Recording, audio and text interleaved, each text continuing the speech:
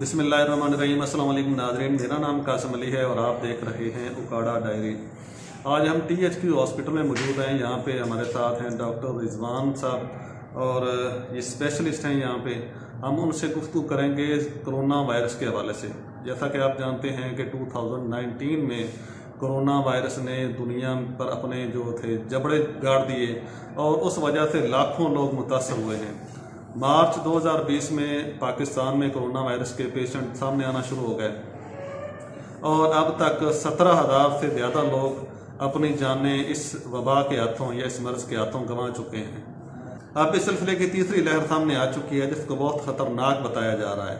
तो हम इस सिलसिले में डॉक्टर रिजवान सदीक साहब से गुफ्तगू करेंगे कि वो इस बारे में क्या कहते हैं। डॉक्टर साहब, सबसे पहले तो आपका बहुत शुक्रिया, आपने उकाड़ा डायरी टीम को वक्त दिया। इस इंटरव्यू का मकसद अवाम में कोरोना वायरस के हवाले से शऊर और आगाही पैदा करना है। मेरा आपसे पहला सवाल ये है कि एक आम मर्ज और वबा में क्या फ़र्क होता है? जी, पहले तो बहुत बहुत शुक्रिया कि आप लोगों ने ये इस कार्य खैर में मुझे भी हिस्सा बनाया कि लोगों की फलाह व बहबूद के लिए और दीपालपुर के अवाम के लिए स्पेशली, वैसे तो हम पूरे ज़िले की बात कर रहे हैं लेकिन स्पेशली दीपालपुर के अवाम के लिए कि इसके बारे में उनको अवेयरनेस और शोर दिया जाए। अब आते हैं आपके सवाल की जो जानिब। तो जो वबा होती है उसको इंग्लिश में एपिडेमिक कहते हैं, मेडिकल टर्म। वबा ये होती है जो बहुत तेज़ी से फैलती है और किसी भी बीमारी जो होती है उसको मर्ज बोला जाता है। कोई भी बीमारी या कोई भी जो आम बीमारियां होती हैं उन सबको हम हर बीमारी को मर्ज बोलते हैं। लेकिन जब कोई बीमारी अपनी बाउंड्री क्रॉस कर लेती है, मसलन एक इलाके से दूसरे इलाकों में फैलती है और बहुत तेज़ी से फैलती है और एक साथ फैलती है, जैसे कि आजकल आपको पता है कोविड-19 वायरस जो सा वो पहले चाइना से स्टार्ट हुआ था और पूरी दुनिया में फैल चुका है। तो जब कोई बीमारी बहुत तेज़ी से पूरी दुनिया में फैलती है या एक रीजन से निकल के दूसरे रीजन में फैलती है तो फिर उसको वबा का नाम दिया जाता है, जिसको एपिडेमिक बोलते हैं। अदरवाइज अगर वो एक रीजन में रहती है या स्लोली प्रोग्रेस करती है तो फिर उसको बीमारी कहते हैं। अच्छा डॉक्टर साहब, वक्त के साथ साथ जब ये दिसंबर 2019 में आई थी उस वक्त इसके कोई कुछ और इकसाम थी, SOP भी कुछ मुख्तलिफ थे। वक्त के साथ साथ इसकी नई नई इकसाम सामने आती गई और इसके साथ SOPs भी तब्दील होते गए। इस वक्त जो कोरोना वायरस पाकिस्तान में मौजूद है, हम पाकिस्तान की बात करेंगे, वो किस किस्म का है और इसके लिए गवर्नमेंट की तरफ से और तिब्बी माहिरीन की जानब से कौन से SOPs जो हैं वो ज़रूरी करार दिए गए हैं? देखिए, एक नेचुरल बात होती है वायरस के बारे में। कोई भी वायरस होता है वो वक्त के साथ साथ अपनी शक्ल बदलता है और अपने आप को माहौल के मुताबिक लेके आता है। जैसे कि जो पहले कोरोना की पहली वेव आई थी या दूसरी वेव में आई थी तो उसमें जो फर्स्ट इंसिडेंट था वो कोविड-19 का, वो बगैर म्यूटेंट था, यानी कि उस वक्त वायरस अपनी इब्तदाई हालत में था, उसने अपनी शक्ल चेंज नहीं की थी। लेकिन जैसे जैसे वक्त गुजरता है, जैसे दवाइयाँ आती हैं, उस तरह वायरस की रेजिस्टेंस या मुदाफ़त भी बढ़ती है और वो अपने आप में अंदर निज़ाम में तब्दीली ला के और ज़्यादा ख़तरनाक शक्ल अख्तियार करता है, जिसको म्यूटेंट वायरस बोलते हैं। तो अब पाकिस्तान में क्योंकि पहले म्यूटेंट वायरस नहीं था, लेकिन क्योंकि सफरी पाबंदियाँ दूसरे मुल्कों से लगाई नहीं गई थी, स्पेशली साउथ अफ्रीका से और इंग्लैंड से, तो इन मुल्कों में म्यूटेंट वायरस पहले रिपोर्ट हुए थे, जिन्होंने अपनी शक्लें सबसे पहले बदली थी। तो उम्मीद यही थी कि लग यही रहा है कि उन मुल्कों से जो लोग ट्रैवल करके आए हैं उन्होंने इधर भी लेके आ गए उस म्यूटेंट वायरस को। तो अब वाली थर्ड वेव में हमें वो म्यूटेंट वायरस नज़र आ रहा है और वो पिछली वेव की निस्बत ज़्यादा ख़तरनाक है, ज़्यादा कंटेजियस है, यानी कि वो जल्दी लगता है और जल्दी फैलता है, उसकी स्पीड बहुत तेज़ है। इस वजह से वो पिछले वायरस की निस्बत ज़्यादा ख़तरनाक हो रहा है। SOPs इस हवाले से क्या हैं? जी, जो SOPs हैं, ये एक तो जो पहले वाले SOPs थे वो यही थे भी, क्योंकि पहले जब नई नई बीमारी आई थी तब किसी को नहीं पता था, तब एक जनरल मेजर्स लगाई गई थी भी आपने मास्क पहनना है, हाथों को बार बार धोना है और एक दूसरे से फासला रखना है और सैनिटाइजर का इस्तेमाल ज़्यादा करना है, जो जनरल SOPs जाते थे। मुर्दों की तदफीन के हवाले से, हाँ, मुर्दों की तदफीन के बारे में भी ज़्यादा स्ट्रिक्टनेस थी, क्योंकि तब पता नहीं था भी इस वायरस का एग्जैक्ट रूट क्यों है। क्योंकि एक नई बीमारी जब आती है तो उसके ऊपर अभी रिसर्च होनी होती है, उसका एक जनरल कॉजेटिव मेजर्स देखने होते हैं भी वो किस तरह फैलता है, किस तरह करता है। उस वक्त किसी को भी नहीं पता था, इवन जो डेवलप्ड कंट्रीज थे उनको भी नहीं पता था। तो वो स्टार्ट था, इसलिए तब जनरल मेजर्स लगाई गई थी लेकिन जब वक्त गुजरा, 1 साल गुजरा, हमारी 2 वेव्स गुजरी, तो हमें लगा कि वो वायरस इतना ज़्यादा कंटेजियस या इतना तेज़ी से फैलने वाला था जितना हम एक्सपेक्ट कर रहे थे। इसलिए फिर बाद में जो मुर्दों की तदफीन के बारे में रिलैक्सेशन आई थी गवर्नमेंट की तरफ से, तो पहले गवर्नमेंट अपने अंदर में कर रही थी, बाद में ज़्यादा कर दिया। लेकिन अब जो वायरस आया है वो उन दोनों वेव्स से ज़्यादा ख़तरनाक है, और उसमें अब ये है अभी उस वायरस की निस्बत ये वायरस तकरीबन 10 गुना ज़्यादा तेज़ी से फैला है। मसलन अगर उसमें 100 में से 1 बंदे को होता था, तो उसके साथ अगर कोई पास थोड़ा बैठा भी होता था, बात भी कर लेता था, तो फिर भी उसके चांसेस तो उसको नहीं होता। लेकिन अब ये वायरस जौन सा है ये टाइम नहीं दे रहा। ये अगर आप कहीं 6 फुट के रेडियस में आपने 2 लोगों ने बैठ के बात की है, या किसी से हाथ मिलाया है, या एक कमरे में बैठ के आप लोगों ने डिस्कशन की है बगैर मास्क के, तो बहुत ज़्यादा चांसेस है कि आपको होगा। तो इसके लिए स्ट्रिक्ट मेजर्स हैं कि आपने मास्क हर जगह यूज़ करना है, सैनिटाइज बार बार करना है हाथों को, और बेहतर है साबुन से हाथ धोएं जितना तो हो सकते हैं। और जो डेड बॉडीज़ के बारे में, उसके बारे में अभी भी यही गाइडलाइंस हैं कि डेड बॉडीज़, क्योंकि जो इंसान मर चुका होता है तो उससे बहुत कम चांसेस हैं कि वो वायरस दूसरे लोगों को लगेगा। अगर लगेगा भी तो वो हाथों पे या उसकी बॉडी पे जो लगा हुआ है, तो उसमें आप ग्लव्स पहन के या प्रोटेक्शन लेके आप उसकी तदफीन कर सकते हैं। कुछ लोगों का आप भी ये ख्याल है जो ये कहते नज़र आते हैं, बड़े बड़े पढ़े लिखे लोग भी मैंने देखे हैं कि वो कहते हैं कि ये कोई कोरोना नहीं है, ये साजिश है, आलमी ताकतों की साजिश है, गरीब मुल्कों पे कब्जा करने की एक साजिश है, और अपनी मेडिसन या अपनी जो वो बना रहे हैं मेडिकल लाइन में वो आगे जाना चाहते हैं, इस वजह से वो कब्जा इस सिलसिले में भी करना चाहते हैं। तो ये एक साजिश रचाई गई है बड़े ममालिक की जानब से मार्केट पर कब्जा करने के लिए मेडिकल की। तो आप इस बारे में क्या कहते हैं? बिल्कुल आपकी बात ठीक है, और ये बड़ी कॉमनली चल रही है हमारी सोसाइटी में।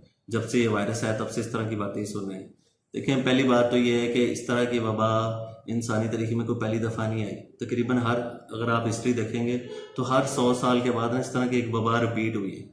जैसे ताउन था या स्पेनिश फ्लू था, उसकी तारीख अगर आप गूगल से करें या ख़ुद पढ़ें तो आपको लगेगा भी उस वक़्त भी इस तरह की ये बीमारियां, जब मॉडर्न साइंस इतनी तरक्की नहीं की हुई थी, इंसानी लैब ने इतनी तरक्की नहीं की थी, तब भी इस तरह के वायरस और बीमारियां आती थी और लाखों करोड़ों लोग इस वबा की वजह से वफात पाते थे। तो अब भी उसी तरह की एक बीमारी, हम तो मेडिकल साइंस में इस बीमारी को उसी तरह ले रहे हैं, क्योंकि देखें गैब का इल्म तो सिर्फ अल्लाह जानता है। अगर किसी ने लैब में बनाया भी है वायरस, तो लेकिन अब ये एक वायरस एक हकीकत है और आ चुका है, इससे बचना हम पर फर्ज है। अगर इसकी वजह क्या थी, किस तरह बनाया गया, किस तरह साजिश थी, वो एक अलग बात है। लेकिन जो हमें देखने में लग रहा है कि वो कुदरत हर 100 साल बाद अपने आप को दिखाती है, रिपीट करती है।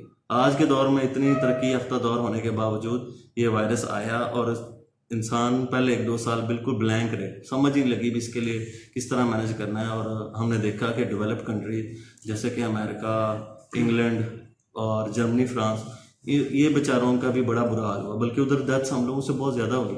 अगर साजिश होती तो उनके मुल्कों में इतनी डेथ्स ना होती, उनके मुल्कों में तो फिर कम होनी चाहिए थी, तरक्की पजीर मुल्कों में ज़्यादा होनी चाहिए थी, लेकिन तरक्की याफ्ता मुल्कों में डेथ ज़्यादा हुई है पहली दूसरी वेव में। अब हमारे तरफ ये वायरस अपनी तरफ आ रहा है। बड़ी अहम तरीन बात की है डॉक्टर साहब ने कि हर 100 साल के बाद कुदरत अपना आप दिखाती है। तो बिल्कुल ये अल्लाह ताला की तरफ से ही होता है जो कुछ भी होता है। अच्छा, ये एक और बात मेरे ध्यान में आ रही है कि मास्क के इस्तेमाल पे सबसे ज़्यादा जोर दिया जा रहा है इस वबा से बचने के लिए। इसकी क्या वजह है कि इस मास्क पे तरजीह ज़्यादा दी जा रही है इसको? क्या इसकी वजह ये है कि ये फ़िज़ा में इसका जरासीम जो है वो मुअल्लक होता है और वो असरअंदाज करता है दूसरों को, या इसलिए ये ज़रूरी है कि दूसरे लोग जो आसपास खड़े होते हैं उनकी सांस से या उनके जो मुंह से निकलने वाले जो लाभ वगैरह या कोई भी चीज़ होती है उससे दूसरे इफेक्ट ना हो सकें, तो क्यों ज़रूरी है मास्क पहनना इतना? बेसिकली जो वायरस होता है ना, वो आपके जिस्म में जो अंदर तो मौजूद होता है, लेकिन ये दूसरे इंसान तक आपके मुंह से या नाक से जो बुखारात निकलते हैं उनके थ्रू फैलता है। जैसे हम बात कर रहे हैं या खांस रहे हैं या छींक रहे हैं, तो उसमें छोटे छोटे जो आबी बुखारात होते हैं उसके अंदर ये वायरस होता है, और जो जितनी ज़ोर से कोई बोलेगा या खांसेगा या छींकेगा तो वो उतनी दूर तक ट्रैवल करेगा।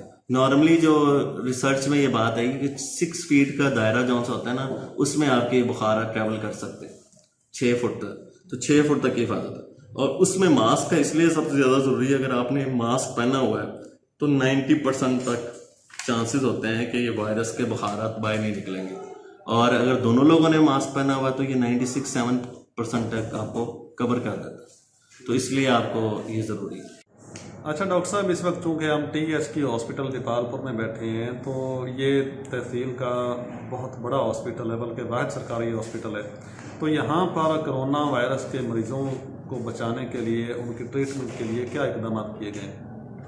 THQ अपनी ज़रूरियात यानी जितने मसाइल हैं, आपको पता है कि पाकिस्तान एक तरक्की पजीर मुल्क है, तो हमारे मसाइल महदूद हैं, लेकिन उसके बावजूद MS साहब और जितने यहाँ डॉक्टर्स और सब मिल के मुश्तरका लाएमल बनाया गया, और 2 रूम हमारे जो हैं वो स्पेशली कोरोना के लिए आइसोलेट किए गए, जो कोरोना के पेशेंट्स हैं महदूद वसाइल के बावजूद। उसमें ऑक्सीजन अवेलेबल है, और यहाँ कोविड का टेस्ट भी अवेलेबल जो सुबह के टाइम होता है डॉक्टर की रिकमेंडेशन पे। इसके अलावा हमारे पास क्योंकि हाई फ्लो ऑक्सीजन नहीं है, और जब इनिशियल क्योंकि डिजीज़ को कैटेगराइज किया जाता है 3 स्टेजेस में, माइल्ड, मॉडरेट और सीवियर। जब पेशेंट माइल्ड स्टेज में होता है तो उसको हम यहाँ रख सकते हैं, और लो फ्लो ऑक्सीजन की ज़रूरत होती है उसको भी हम देते हैं। लेकिन जब पेशेंट एग्रेसिव होता है, क्योंकि हमारे पास फैसिलिटीज़ नहीं है और हाई फ्लो ऑक्सीजन नहीं, तो फिर हम उसको DHQ या फर्दर आगे लाहौर रेफर कर देते हैं अकॉर्डिंग टू पेशेंट। बिल्कुल नाजरीन, जैसा कि आप सुन रहे हैं कि फैसिलिटीज़ जो हैं वो बहुत कम है, वसाइल की कमी है, लेकिन इसके बावजूद, इन चीज़ों को समझने के बावजूद दीपालपुर में SOPs पर अमल दरामद बिल्कुल देखने में नहीं आ रहा। ये इंटरव्यू करने का मकसद ये है कि आपको अवेयरनेस दी जाए कि ये कितनी ख़तरनाक वबा है और आपने इससे बचने के लिए क्या इकदाम करने हैं। मैं डॉक्टर साहब से एक मरतबा फिर कहूँगा कि वो आवाम के लिए इस तरह का कोई मैसेज छोड़ें कि वो कौन से इकदाम करके इस वबा से बच सकते हैं। जैसे कि आपको पता है जी, पॉजिटिविटी शरह अब जो म्यूटेंट स्ट्रेन है उसमें बहुत ज़्यादा बढ़ गई है, और पहली 2 वेव में तो दीपालपुर उकाड़ा में कम केसेस थे, लेकिन ये जो 3rd वेव आई है जिसमें म्यूटेंट स्ट्रेन है, तो इसमें हमारे उकाड़ा और स्पेशली दीपालपुर में काफ़ी केसेस रिपोर्ट हो रहे हैं। लास्ट 2 डेज़ में दीपालपुर में तकरीबन 47 केसेस रिपोर्ट हुए हैं। इसके अलावा जो क्लिनिकल ट्रायल्स में डॉक्टर्स हमारे इमरजेंसी में बैठे हैं, या जैसे अब में से आज बात हो रही थी, तो काफ़ी ज़्यादा केसेस जौन से हैं ना वो दीपालपुर में हमारे पास THQ में भी आ रहे हैं साइन सिम्टम्स के साथ। तो उसकी सबसे बड़ी वजह यही है कि बाज़ारों में देखें तो बहुत ज़्यादा रश होता है, और लोग वहाँ ना मास्क पहन रहे हैं, ना एक दूसरे से मुनासिब फासले का ख्याल रख रहे हैं, और ना ही हाथ मिलाने से गुरेज कर रहे हैं, और सैनिटाइज़र का इस्तेमाल बिल्कुल कम है। तो जब तक हम इन SOPs पे, पहली बात तो ये है, जब तक हम मानेंगे नहीं कि ये बीमारी है तो, और उसके बाद उसके बचने के लिए कोशिश नहीं करेंगे, तो ये बीमारी कभी भी नहीं रुकेगी और ये चलती रहेगी। जैसे अब 3री वेव है तो फिर 4थी भी आएगी, 5वीं भी आएगी, और हर आने वाली वेव पहले से ख़तरनाक होती जाएगी। तो इसलिए मेरे आपसे ये इल्तिजा है, इल्तमास है THQ दीपालपुर के रिप्रेजेंटेटिव के तौर पे भी, कि आप लोग ना इसको सीरियस लें, और पहली ये कोशिश करें भी वैक्सीनेशन जो गवर्नमेंट की तरफ से फ्रीली अवेलेबल है उसको लगवाया जाए। इसके बाद सारे SOPs जिसके बारे में बार बार TV पे भी बताया जा रहा है, अखबारों में भी बताया जा रहा है, और अब मैं भी बता रहा हूँ कि आपने लोगों एक दूसरे से मुनासिब फासला रखना है, हाथ मिलाने से गुरेज करना है, और मास्क का इस्तेमाल जो सबसे ज़रूरी है वो लाजमी करें, और रश वाली जगहों पे जाने से परहेज़ करें। क्यों ज़रूरी है? क्योंकि ये वायरस जौन सा है, पहली वेव में इसने जवानों को इतना तंग नहीं किया, लेकिन इस वेव में जवानों में भी ये सीरियस हो रहा है, और मैंने खुद कई केसेस देखे हैं और कई लोगों की डेथ भी देख चुका हूँ। दूसरी बात ये है, जो जवान होते हैं हो सकता है वो तो बच जाएं, लेकिन वो जो वायरस अपने घर में लेके जाएंगे, अपने माँ बाप के पास जिनको ऑलरेडी शुगर भी है, ब्लड प्रेशर के मसले भी हैं, तो उनमें ये जानलेवा साबित होगा ही होगा। तो इसलिए आपने खुद को भी बचाना है और अपने घर वालों को भी बचाना है। बिल्कुल जी, डॉक्टर साहब ने बड़ी अहम बात की है कि आपने ही इस चेन को तोड़ना है। ये जो कोरोना वायरस है इसकी चेन को आपने ही तोड़ना है, मैंने तोड़ना है। ये जब तक हम इस चीज़ को पहले समझेंगे नहीं, तब तक ये मर्ज रुकेगी नहीं और ये फैलती चली जाएगी। अच्छा डॉक्टर साहब, एक बात अमूमी तौर पे बहुत ज़्यादा की जा रही है कि ये नज़ला ज़ुकाम जो है ये तो पहले भी हुआ करता था, खांसी भी पहले भी हुआ करती थी, लेकिन ये भी उसी की एक किस्म है, उसकी अपडेटेड किस्म है, लेकिन अब इसको इतना ज़्यादा ख़तरनाक क्यों करार दिया जा रहा है? देखिए, ये बात बिल्कुल ठीक है कि वायरस और इन्फ्लुएंजा और ये नज़ला ज़ुकाम पहले भी होता था, लेकिन वो जो वायरस होता था उसका बाकायदा इलाज भी था और वो इतना ख़तरनाक नहीं था।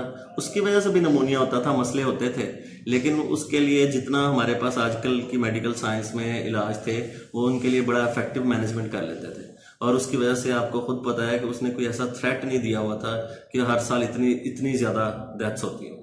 अब तो हमें नज़र आ रहा है, सिर्फ ये पाकिस्तान की हम बात ही नहीं कर रहे, हम पूरी दुनिया में देखें तो जो तरक्की याफ्ता मुल्क हैं जिनमें रिसोर्सेज बहुत ज़्यादा हैं और मेडिकल साइंस की बहुत एडवांस फॉर्म मौजूद है, वो इस पर काबू करने में उनके लिए मुश्किल हो रही है। तो जो ये वाला वायरस है वो पिछले वायरसों से बहुत मुख्तलिफ है। जो नॉर्मली चल रहे हैं हमारा एनुअली नज़ला ज़ुकाम वाले वायरस, वो तो इसके सामने कुछ भी नहीं, वो बच्चे हैं, ये उनका बाप आ गया। इसने समझ लें भी उस जितना वो डैमेज करता था, ये वाला वायरस तो उससे बहुत ज़्यादा इम्यून सिस्टम को तबाह करता है। आपके जिस्म के अंदर आपकी इम्यूनिटी को तबाह करके आपके अपना डिफेंस सिस्टम ख़राब कर देता है, जिसकी वजह से एक मसले नहीं होते, बहुत सारे मसले होते हैं। इसमें फालिज भी हो रहा है लोगों को, इसकी वजह से हार्ट अटैक भी हो रहा है, इसकी वजह से नमूनिया होने की वजह से लंग्स ख़राब हो रहे हैं। तो ये वायरस दूसरे वायरसेस से निस्बत काफ़ी मुख्तलिफ है और जानलेवा भी है, तो इसलिए आपने इसको उस वायरस जैसा नहीं समझना, ये काफ़ी मुख्तलिफ है। आखिरी सवाल सर ये है कि एक बंदे का पता चल गया कि इसको कोरोना वायरस है, उसके लिए SOP एहतियात उसने जो करनी है, ट्रीटमेंट करनी है, आम बंदा वो क्या करे कि इस मरज़ से पहले ही बच सके? वो कौन सी एहतियातें इख्तियार कर ले कि वो इस वबा के जो असरात हैं उससे महफूज रह सके? इम्यूनिटी सिस्टम को बहुत अहमियत दी जाती है, तो इम्यूनिटी सिस्टम को ताकतवर बनाने के लिए आप क्या सजेस्ट करेंगे? बिल्कुल जी, इसके लिए ज़रूरी है कि आप ना एक तो वॉक रखें, नॉर्मल सुबह शाम की वॉक जारी रखें, और उससे ये होगा भी आपको फ्रेश ऑक्सीजन आपके अंदर जाएगी, उससे आपकी इम्यूनिटी बेहतर होगी। दूसरा, अपनी डाइट को बेहतर करें, उसमें आपने फ्रेश वेजिटेबल्स, सैलड का इस्तेमाल बढ़ाना है ताकि जो नेचुरल विटामिन है आपको सब्जियों से मिलें। इसके अलावा आपने ड्राई फ्रूट्स जैसे खजूरें, आजकल वैसे भी रमज़ान है तो खजूरों में अल्लाह की तरफ से बड़ी मुदाफ़त है, तो उसका इस्तेमाल थोड़ा ज़्यादा रखें। पानी का इस्तेमाल ज़्यादा रखें, सिर्फ पानी जो उनसे ऐसी अल्लाह की तरफ से नेचुरल चीज़ है जो हर जगह अवेलेबल है, और सिर्फ पानी पीने से ही आपके जिस्म के बहुत सारे केमिकल मैकेनिज़्म बेहतरीन हो जाते हैं। तो कोशिश करें कि हाइड्रेशन ज़्यादा से ज़्यादा रखें, और ख़ुराक में आप ये जो जंक फूड हैं या दूसरी बाहर वाली होटलिंग की चीज़ें उसको कम से कम इस्तेमाल करें, क्योंकि उससे आपका जो नेचुरल बॉडी का डिफेंस मैकेनिज़्म है वो कमज़ोर पड़ता है। तो जितना अच्छा खाएंगे और साफ़ सुथरा खाएंगे उतना बॉडी को इन मुख्तलिफ़ किस्म के इन्फेक्शन और स्पेशली कोरोना के अगेंस्ट हेल्प मिलेगी, अच्छा काम कर। बहुत शुक्रिया जी डॉक्टर साहब, आपने अपना कीमती टाइम दिया और पब्लिक को अवेयरनेस देने के लिए इतनी मुफीद मालूमात हमको फराहम की। इंशाल्लाह आपसे ये मुलाकातों का सिलसिला, अवेयरनेस का सिलसिला हम जारी रखेंगे। आपका बहुत शुक्रिया, और नाज़रीन से भी गुजारिश है कि डॉक्टर साहब ने जो इतना कीमती वक्त दिया और इतनी कीमती गुफ्तगू की है, उन चीज़ों को फॉलो करें, और इनको फॉलो करने से आपका अपना भी फ़ायदा होगा, हमारी सोसाइटी का भी फ़ायदा होगा, हमारे मुल्क का भी फ़ायदा होगा, और सबसे बढ़कर ये कि ये जो वबा है इसकी चेन टूटेगी। जब तक हम एहतियाती तदाबीर इख्तियार नहीं करेंगे तो ये सिलसिला चलता रहेगा। अब पहली, दूसरी, तीसरी वेव्स आ गई है, उसके बाद चौथी, पाँचवीं, छठी, सातवीं आती रहेगी, लेकिन ये ख़त्म नहीं होगी कभी भी। तो एहतियात करें, खुदारा एहतियात करें।